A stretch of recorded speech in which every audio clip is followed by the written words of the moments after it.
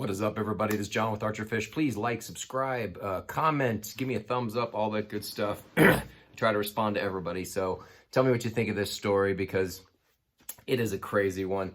This is also in my book, My Fish Stories, which you can buy on Amazon. And it's just a collection of funny, amusing, entertaining, maybe a little bit of how-to for fishing stuff. Just crazy stories throughout the years, growing up in Florida. And fishing out there, and all kinds of other, wacky fishing stories that I've lived, including this one, which is the time my buddy, one of my closest friends, still one of my closest friends, stole a 10-pound bass right out from under my nose. So, fish of a lifetime, and it was literally plucked right out from under me. So we were fishing. This was some time ago. I believe we were still in high school, and we're fishing in Florida. Florida's got so many great places to fish, from ponds to lakes to quarries, canals, everything you can think of. It's got it there. Pond, I think I said ponds, drainage ditches everywhere. There's bass everywhere. So we fished this quarry that was pretty secluded. People kind of went to the quarry to like jump off the cliffs and jump into those, like an old limestone quarry, I think. And it was pretty secluded and kind of hard to find. And I think people just kind of went there to swim on occasion or, whatever. And we decided to fish there, because we tried to fish every place that we could. And this one day, and we fished there and we caught, little bass, from time to time.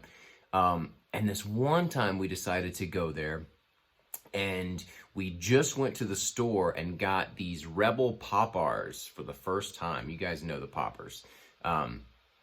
And they're awesome. I mean, I still use those, now and catch fish on those. But anyways, our first time using a popper. And we both got one, identical.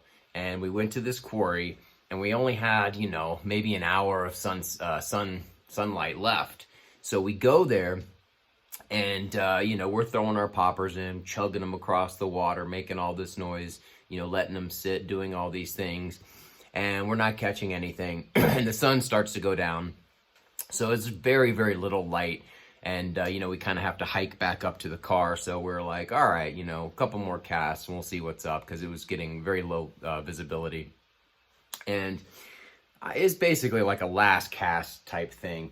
And I throw my popper, pop, pop, chug, chug, all this stuff. And I start reeling it in. I'm just like, whatever, it's time to go. It's getting dark.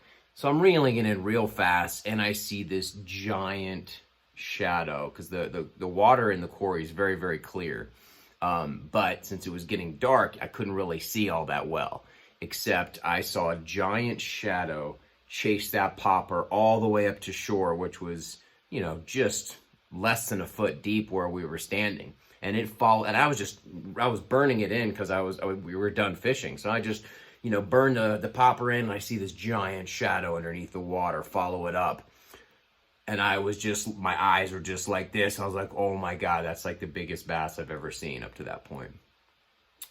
And so I reel in, and before I have a chance to like say something, I'm like, oh my God, you see that? Before I have a chance to like throw my lure back in the water, my best friend PJ, he sees it, and he chucks the lure right on top of the shadow.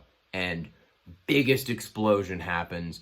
It happened so fast, and it was so explosive and violent. It was just so crazy. And he didn't even fight it. It just exploded onto that lure. And I think I may have even like climbed in the water and grabbed the fish. Because we didn't want it to get away. So there was like no fighting the fish. There was no angling of the fish. There was no, struggle. There was no epic anything. It was just, it grabbed on, and I think I jumped in the water and grabbed it.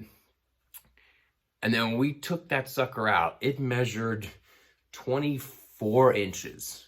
I remember specifically measuring it, and it was 2 feet long. And, back then we didn't have any fishing scales, so I think he just put it on like a regular scale. And it weighed I think it was 10 pounds. And you could see from the picture that it was massive. It had a giant mouth. And like I said, it was 2 feet long, and just one of the biggest bass I had seen up to then. And so it was crazy. And I was like devastated because I knew even back then, I was like, a 10-pound bass. That's like a bass of a lifetime, unless you're Ben Milliken. It's like, you know, you catch 10 of those a year. But it was crazy, and I was like, I like begged him, and this is the 90s, I like begged him. I was like, dude, either throw it back or get it mounted. And back then you had to use the actual fish, you know, to get it mounted. But I was like, that's the only thing you could really do to honor that fish. And he didn't know what he was gonna do. So I guess, you know, he just did the default back then, which was to take it home and kind of decide what he wanted to do. And unfortunately, he did not mount it, which would have just been incredible, because, you know, mounting a fish that size back then was a few, you know, $300 or something like that. And we're high school students, and, you know, didn't have that kind of cash to blow. So yeah, we got a couple pictures of it, and then that was about it.